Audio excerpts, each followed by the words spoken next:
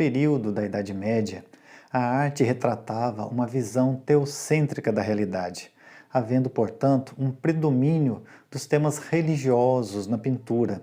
A arte renascentista, ao contrário, coloca o homem como seu tema principal. Qual visão de mundo estava correta?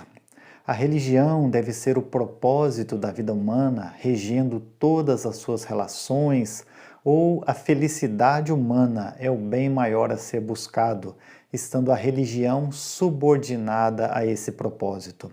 Essa discussão é bastante antiga e podemos encontrá-la até mesmo nas Escrituras.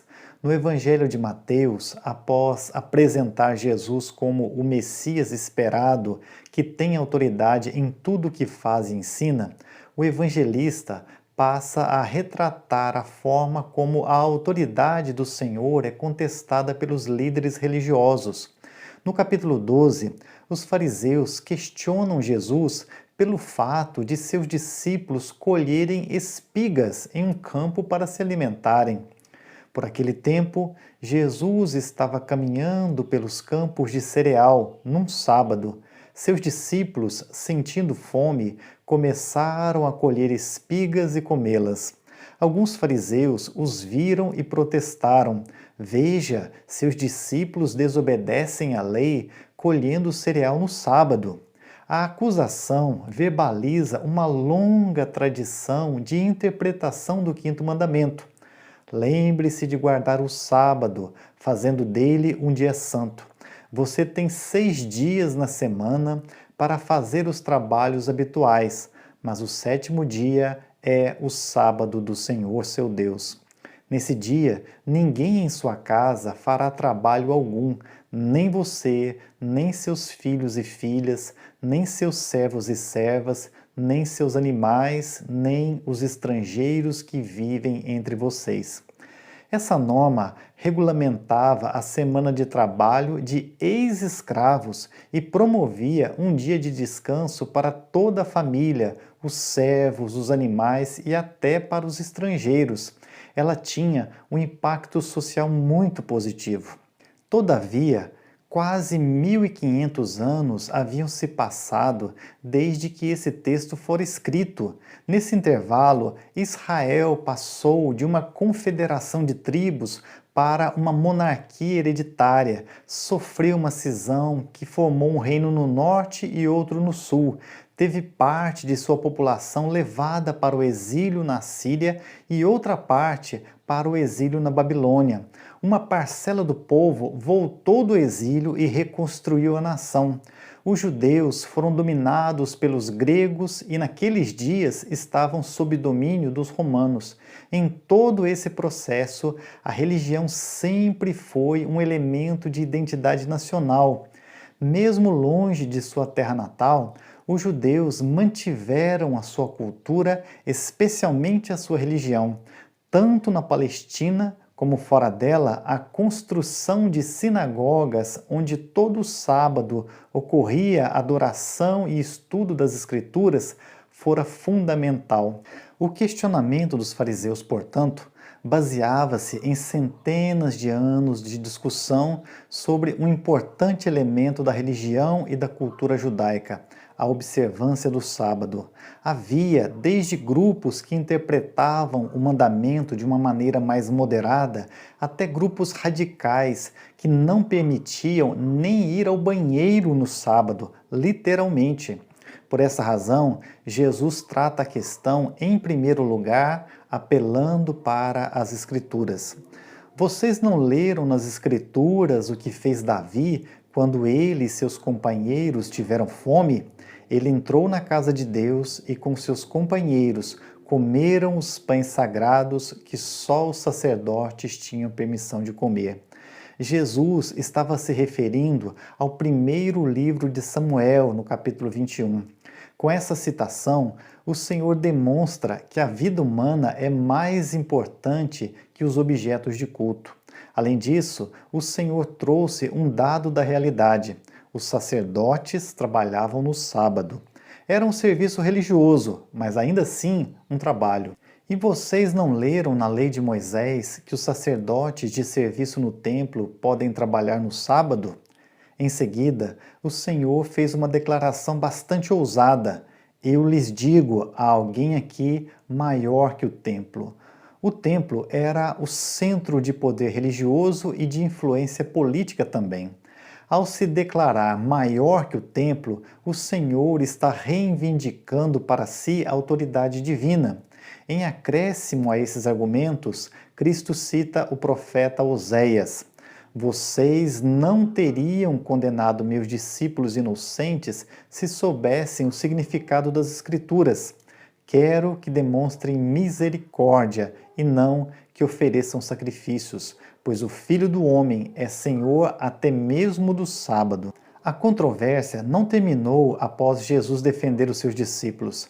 Mateus registra também um episódio onde o Senhor efetua uma cura no sábado. Então, Jesus foi à sinagoga local, onde viu um homem que tinha uma das mãos deformada. Os fariseus perguntaram a Jesus: a lei permite curar no sábado? Fica claro que o sofrimento daquele ser humano era mero pretexto para os fariseus. O real interesse deles era acusar Jesus de quebra de um mandamento. O Senhor, no entanto, evitando a armadilha, expõe a hipocrisia deles, indagando: se um de vocês tivesse uma ovelha e ela caísse num poço no sábado, não trabalharia para tirá-la de lá? Quanto mais vale uma pessoa que uma ovelha? Sim, a lei permite que se faça o bem no sábado. Perceba que Cristo tira o foco da questão religiosa, o que se pode ou não pode fazer no sábado, e transfere para o valor de uma pessoa e o objetivo para o qual Deus dera a lei, o bem humano. Em seguida, disse ao homem: estenda a mão. Ele a estendeu, e ela foi restaurada e ficou igual à outra. Evidentemente, os fariseus não ficaram satisfeitos. Para eles, era irrelevante que alguém fora curado e que poderia viver uma vida mais plena.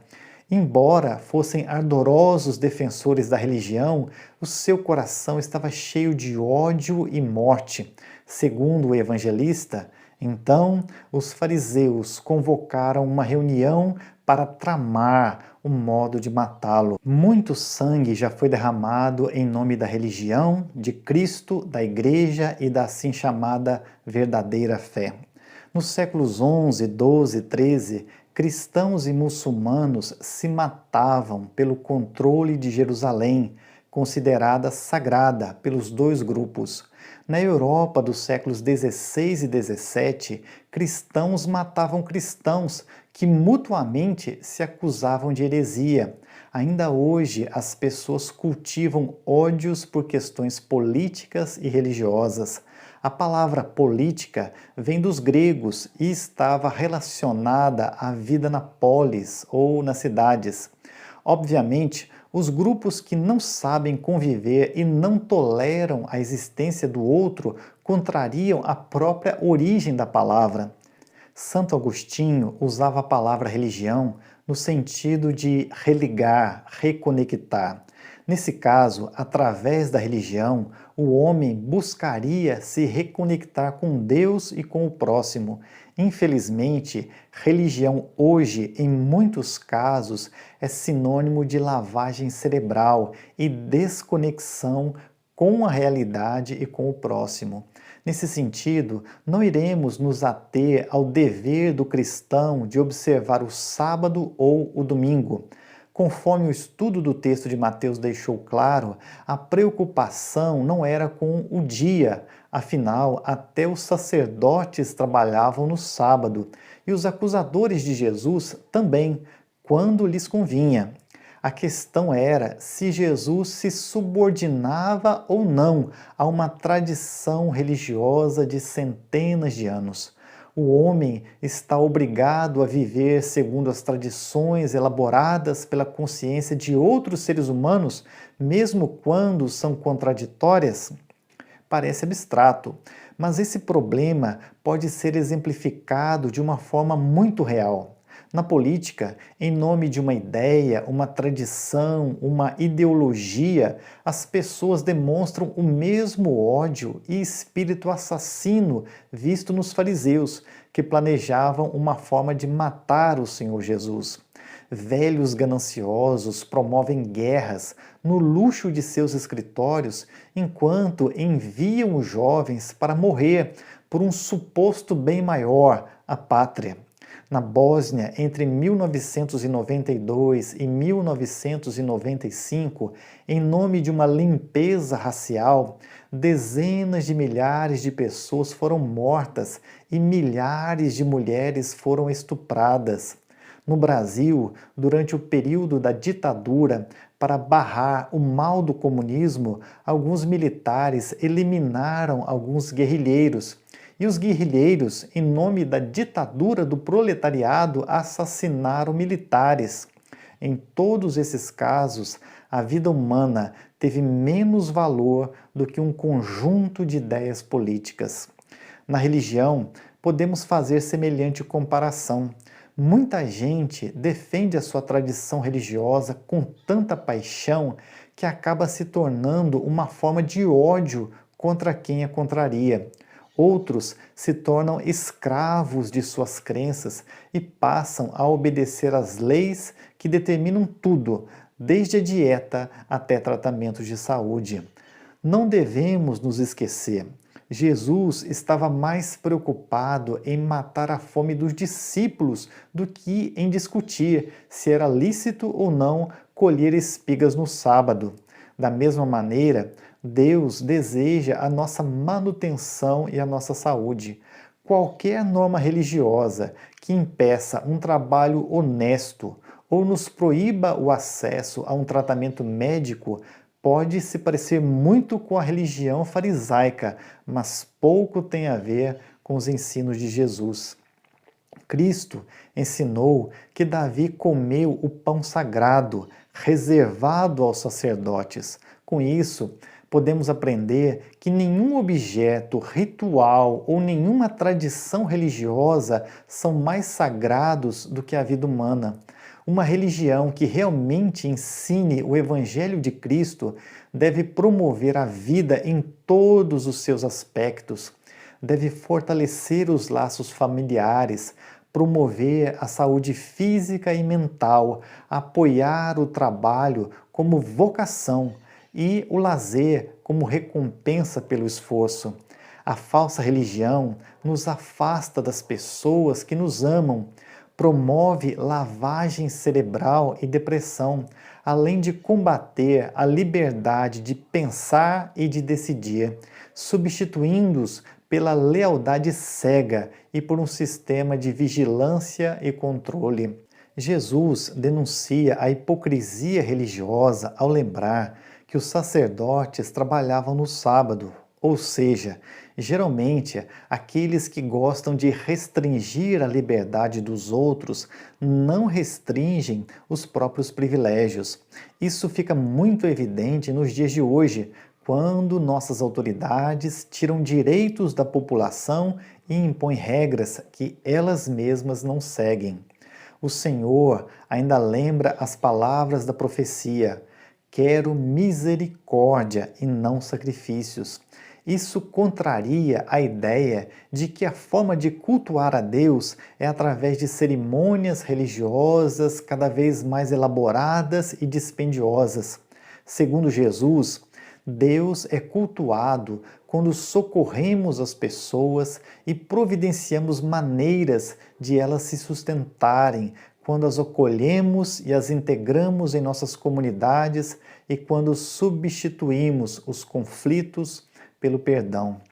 Por fim, o Senhor arremata: mais vale uma pessoa que uma ovelha, e a lei permite que se faça o bem no sábado. Até o cuidado para com os animais relativizava as tradições de observância do sábado, pois a lei de Deus visa a prática do bem. Da mesma forma, o objetivo da religião deve ser o bem humano. Alguém pode protestar e dizer que o objetivo da religião é promover o serviço a Deus. No entanto, Como disse João, se alguém afirma amo a Deus, mas odeia o seu irmão, é mentiroso, pois se não amamos nosso irmão a quem vemos, como amaremos a Deus a quem não vemos?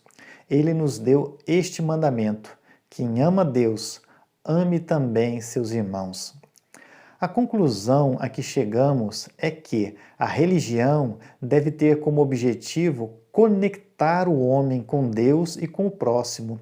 Ela não deve se transformar num conjunto de regras sem justificativas e sem sentido, impostas sobre as pessoas com base em tradições milenares e discussões intermináveis sobre a sua interpretação. Cristo deixa claro que o objetivo de Deus ao revelar a sua vontade aos homens é promover um relacionamento com o Pai que promove a felicidade de seus filhos. O culto a Deus é o exercício da misericórdia para com o próximo. Oremos. Senhor, nos ajude a compreender qual é a sua vontade em todas as decisões que devemos tomar e nas atitudes que precisamos ter. Ajude-nos a discernir o que é essencial para que a nossa religião não se torne nociva e prejudicial. Livra aqueles que estão escravizados em suas ideologias políticas e religiosas, todos aqueles que, em nome de um suposto bem maior, permitem que seus corações se encham de ódio e de morte. Queremos aprender com o Senhor Jesus, que sabia obedecer, demonstrando amor em todas as situações. É no nome dele que oramos. Amém.